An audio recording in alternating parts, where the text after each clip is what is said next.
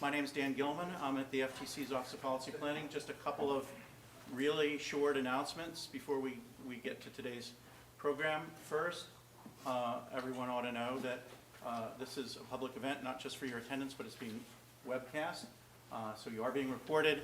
There will also be a transcript of today's proceedings taken and then subsequently made available.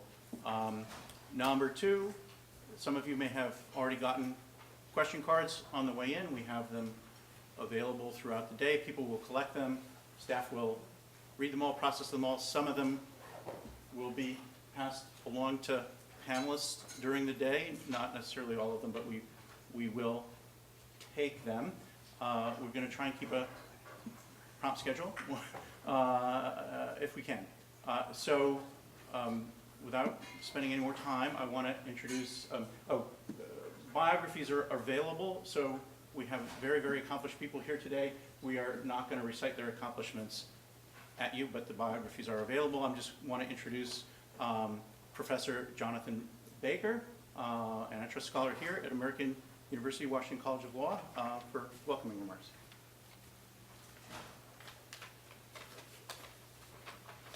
Thank you, Dan. I'm delighted to welcome the Federal Trade Commission and the antitrust and consumer protection community to my law school. If you haven't been here before, I hope you'll take some time to meet some of our terrific students and admire our wonderful facility where we've now been for about 2 years. I've served twice at the Federal Trade Commission, once as an attorney advisor to Commissioner Terry Calvani, and then later as the director of the Bureau of Economics when Bob Petoskey was chair. When Chairman Simons opened these hearings in September, he said he modeled them on the hearings that Chairman Petoskey held in 1995 when I was at the Federal Trade Commission. The Petoskey hearings were prompted in part by two ways the economy had changed since the mid-20th century. First, markets were increasingly globalized. In the 4 decades since the end of the Second World War, firms across the developed world, particularly in Europe and Japan, had caught up to their US counterparts. And that created more competition for many domestic firms at home and abroad. And antitrust enforcers were increasingly detecting international cartels. The second change in the economy between the mid-20th century and 1995 was the growing importance and pace of technological change. You could see that particularly in information technology. This was a decade after Microsoft introduced the Windows operating system for the IBM PC, and we were right at the start of the dot-com boom. The changes in the economy that we saw in 1995 are still continuing. International trade has continued to increase as a fraction of GDP. And although the overall rate of productivity growth has probably slowed since 1995, many of what are now the largest internet and information technology firms were just being born then. Amazon was only a year old. Facebook and Google were still to come.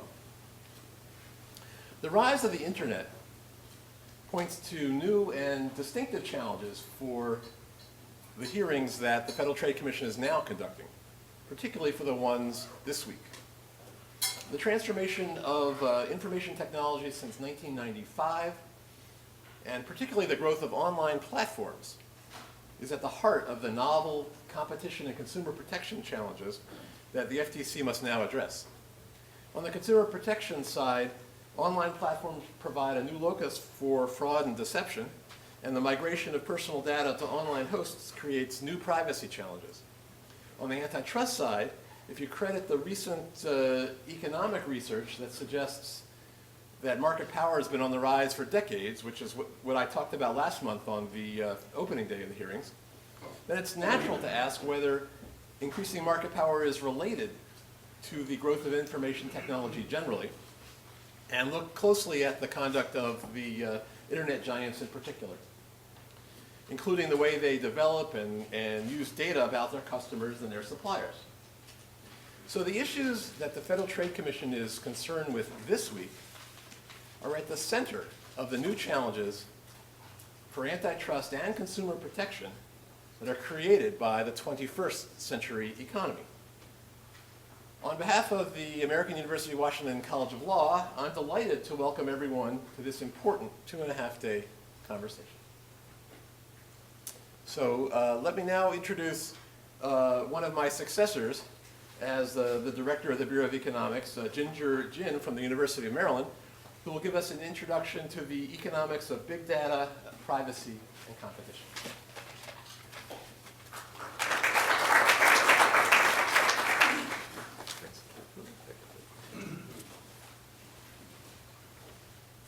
Thank you so much for having me. I appreciate the opportunity to share my thoughts about big data with you. As an academic researcher, I have done some research about markets with asymmetric information, but not data or privacy specific before I joined the commission in 2015. However, the precious experience at the commission has exposed me to a lot of cases in data security and privacy, which pushed me to dig deeper into the market and think hard about the potential benefits and risk related to data collection, data use, and data sharing. I remember at that time when I started this learning process, I felt that I'm on a fast-moving train, but I'm not sure where it's going. 2 years later, even after I have returned to academics, I think the speed of the train has been faster than I thought, and the destination is even fuzzier. So as a result, I have a lot of questions in my mind, to which a comprehensive and a satisfactory answer is yet to come. I hope hearings like this and before and after this would provide opportunity for everyone to think about this issue, to chime in with their own opinion, and really form a collective wisdom. And this collective wisdom, I believe, would have an impact for our policymakers to make informed decisions. Do we have a closer? Okay, thank you. So today I would just probably organize my thoughts in an economic framework. Probably is not precise to call them thoughts, but just a list of questions, and hopefully that will stir conversation in 2.5 days of this hearing. So the first question I ask myself is, what's going on in the marketplace? And to begin this question, I want to look at the kind of players in the market. We're all familiar with the role of firms here, but I want to make some comment about consumers, government, and research institute. So consumers in the data market are not just consuming products and services backed by data. They're also active data providers and data users. How many of you have, say, smartwatch on you sometime during the day? Some of you. So you can see from this kind of devices and online apps that we're constantly providing data to the app. We're also consuming data from that. We want to know the statistics, how many steps we have walked today and how many miles we have run, and so forth. So this is a very active data exchange between consumers and firms. So consumers are not passive sort of consumer of the products generated out of data. They're also actively participating in this process. And to some extent, the government is similar to consumers. They consume data, they also provide data. However, government has the power to make new legislations about this market. They can designate certain law enforcement to enforce the law. So in that sense, government is both a player and a referee. So I think that combination probably will make government's role distinctive from all the other players here. In terms of research institute, here I want it to be broad definition, not only academic institute, but also, say, think tanks, consumer groups, even industry associations. And those institutes, we are, as academic researcher, I can say that I'm always hungry for data to make my research more insightful. But on the other hand, we also want those research institutes to be kind of a third party to describe the marketplace to us from objective point of view. So I think that role probably individual consumers cannot play, but will be very important in this marketplace. In terms of exactly what's going on, I hope this hearing and other hearings would shed more light on who generates what data, who uses which data, for what purpose, where and how does data stay, flow, and evolve, and how does technology reshape data and data use, who benefits, who loses from certain data practices, and what is the aggregate consequence of data use in the short run and in the long run, and what is known and what is not known to whom and when.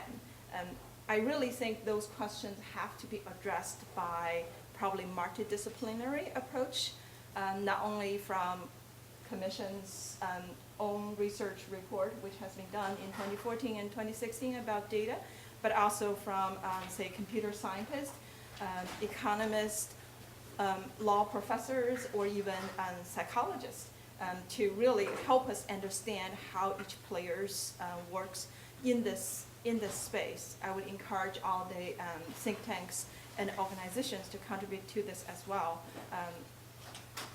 Of course, firms should give us probably more intimate view of exactly what they have been using their data and what thoughts they have had when they decide the policies about the data use. So I hope this afternoon's session about the business of big data would really give us more insights on this.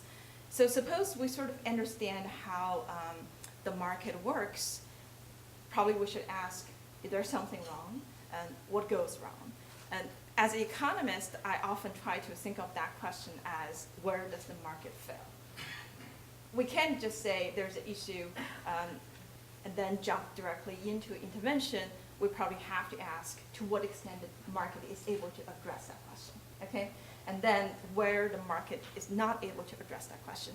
So following that line, I'm thinking about the textbook examples of market failures. And there are typically 4 of them, right? The first one is well-known market power. There's a long history of antitrust talking about this in monopoly, oligopoly market structure. The second one is information asymmetry. The third one is externality. The fourth one is boundary rationality. And I want to push the audience to think exactly whether and how does big data contribute to these market failures, okay? I want to be a little specific. For example, if we think about potential market failure from market power, does data constitute barrier to entry, okay? Does data facilitate collusion between oligopoly firms? Does data facilitate anti-competitive contracting? Does data facilitate perfect price discrimination? And on the other side, data could also generate merger efficiency or contract efficiency. Based on my experience, I think the potential anti-competitive practice related to data is more of a theoretical possibility than a widespread practice in the real world. I'm happy to be corrected by maybe tomorrow's panel discussion on this, and if there are more evidence towards the anti-competitive direction, I'll be really happy to be corrected.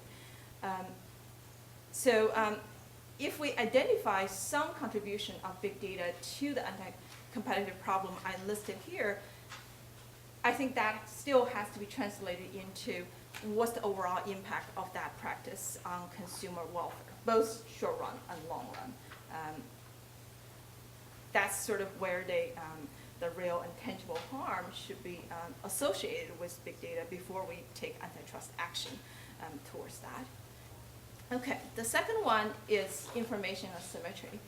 I know not all of you have economic training here. A very textbook example about information asymmetry is prescription drugs. We as consumers, we don't know exactly what's in that particular pill. The firms probably can do some advertising telling us that, okay, we really have cancer cure in that tablet, okay?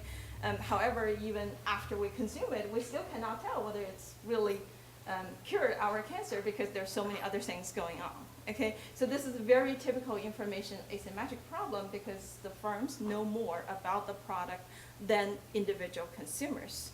If we sort of borrow that kind of mindset into the data-related issues, then I would say the information asymmetry associated with data probably even more complicated than prescription drugs, in the sense that we not only have information asymmetry before the focal transaction, consumers don't know exactly how they're going to use this data for that particular transaction, for example, but also a lot of asymmetry would arise after that focal transaction. That's, we don't know how the firm is going to store the data, to what extent they're going to change the content and format of the data, and to what extent they're going to sort of link that data with something else, okay? And this is not only just the information set of consumers at the point of focal transaction or after the focal transaction, but also sort of what's the information set of firms as time go on, right? They may not know exactly what they're going to do with the data, but they will have some say in how they're going to use the data later on.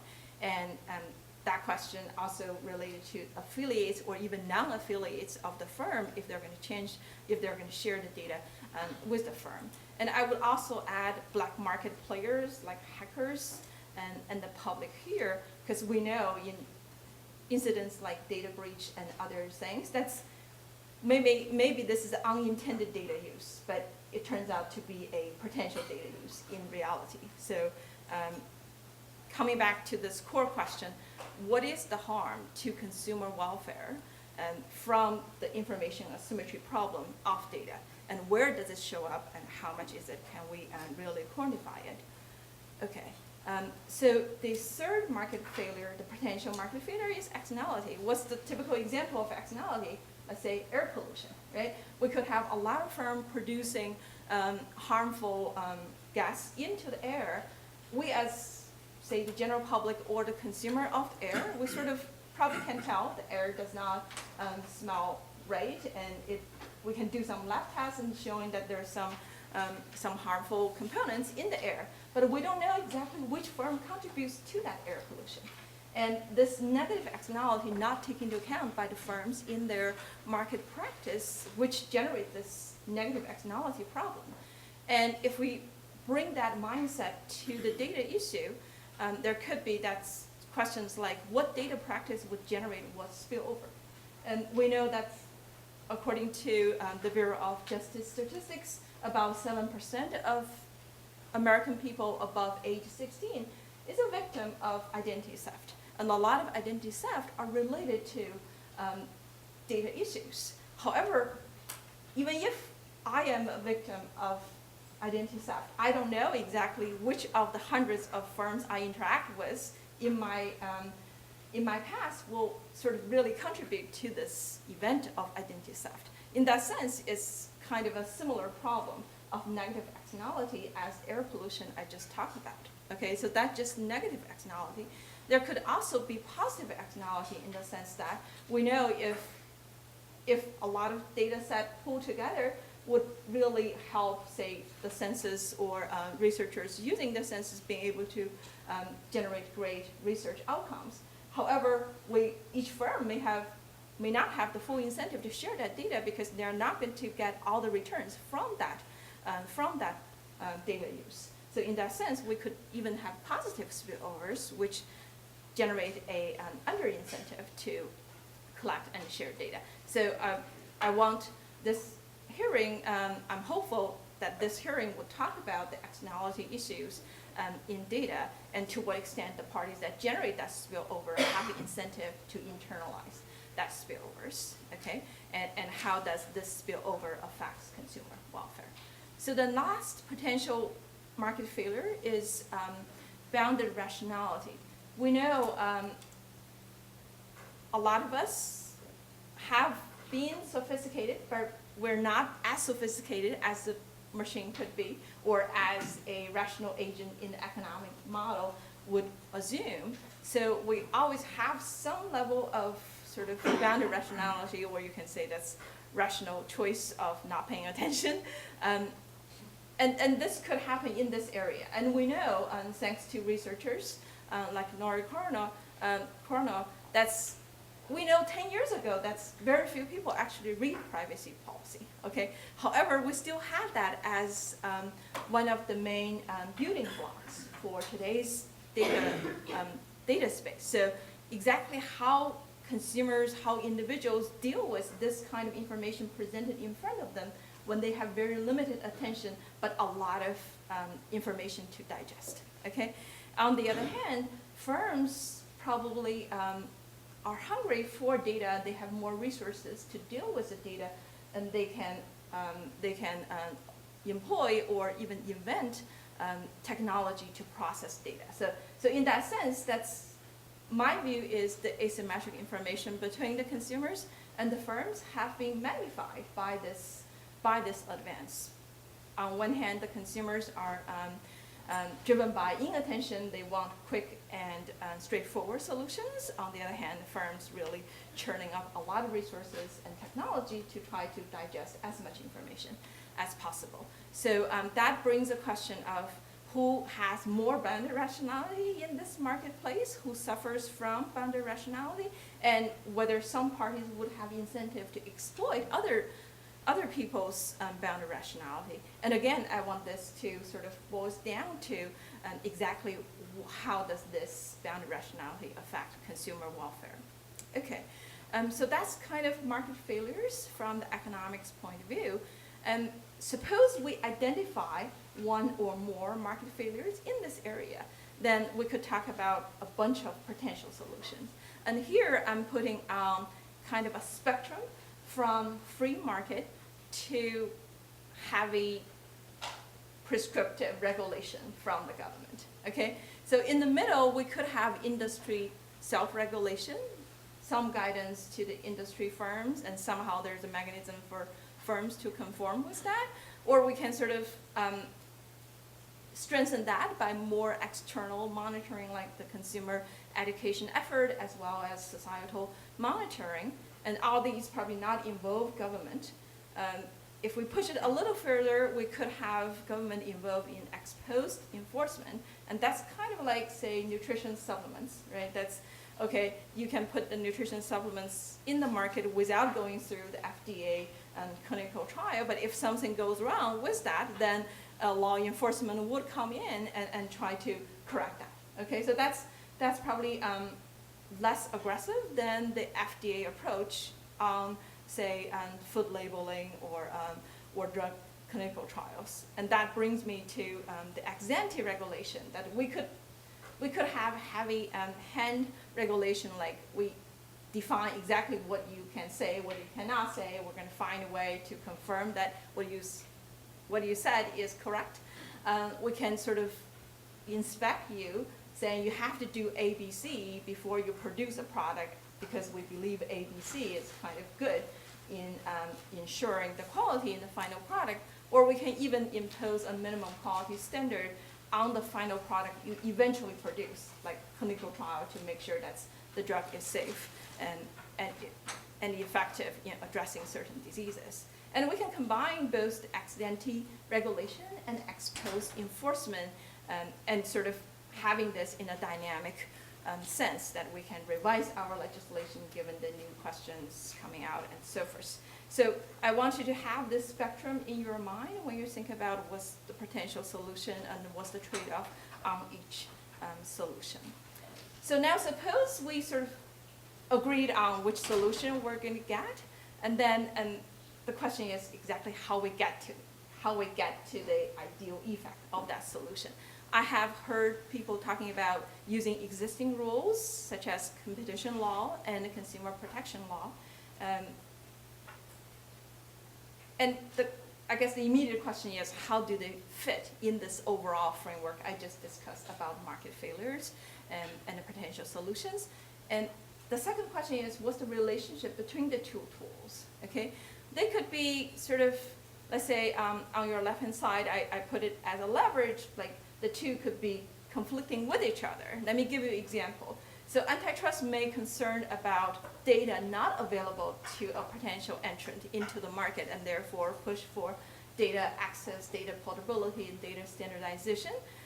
However, the consumer protection part may worry about that's there might be some unintended use of the data, and therefore the consumer should have a right to restrict how their data should be used. And that could generate a effect that's actually reduce the potential entrance access to the data and the data portability. So in that sense, these two may be just sort of contradicting with each other.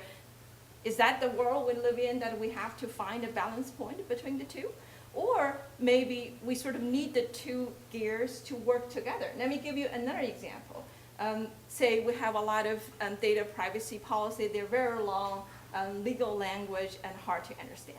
If there's no sort of consumer protection enforcement on how clear this policy must be, and firms may find that the more obscure the language, the better I can get data and really benefit from it. And then promoting competition actually would push firms to compete in that particular dimension, which means the data available to consumers, the data policy available to consumers become more and more obscure.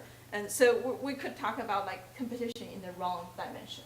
So in that sense, we want the two gears somehow work together in a complementary way. So I hope the hearing would sort of promote discussion on exactly what's the relationship between these two existing tools. Okay, so there are a lot of questions on how to exactly carry out the solution. I would just list some questions here for the base of discussion. For example, should we aim for the legislation to be very comprehensive and detailed, or should we leave the detail to the regulatory and enforcement agency? There are arguments in both ways, okay? And who should be this regulatory or enforcement agency?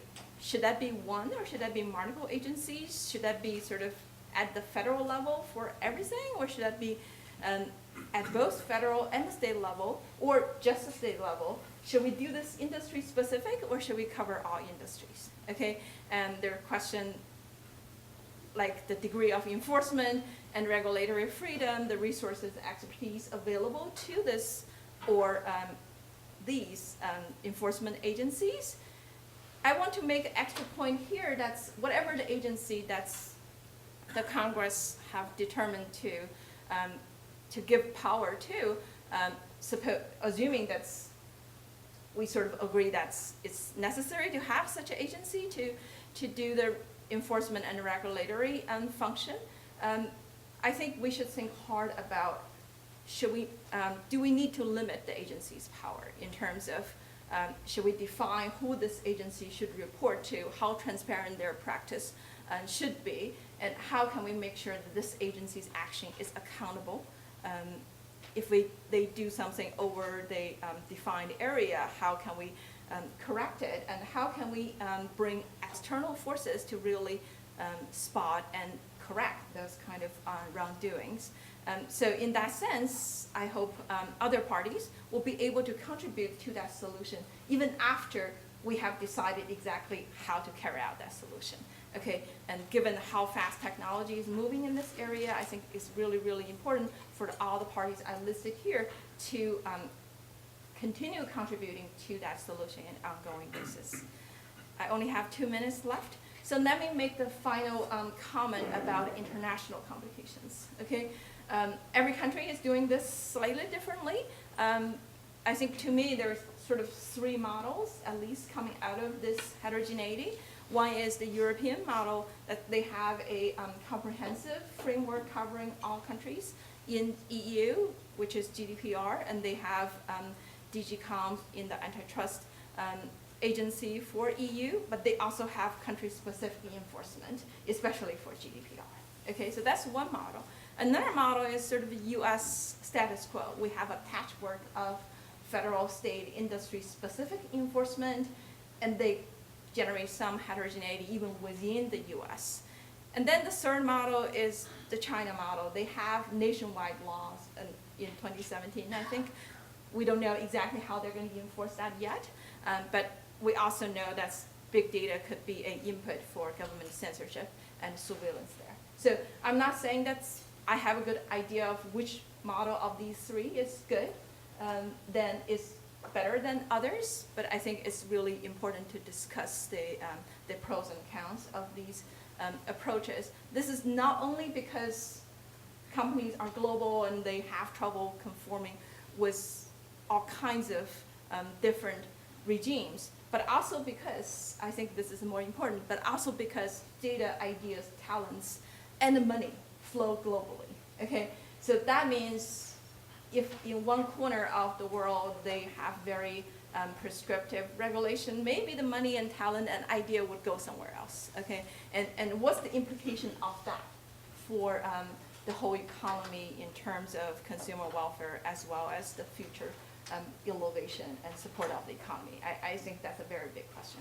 So I'm going to stop here. Thank you very much.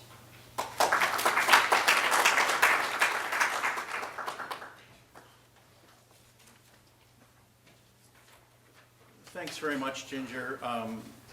We have a break scheduled now. I would just ask, you're getting out a little bit early because we started a little bit early. I would ask people to be in their seats promptly at 10 so we can start again on time. Thanks very much.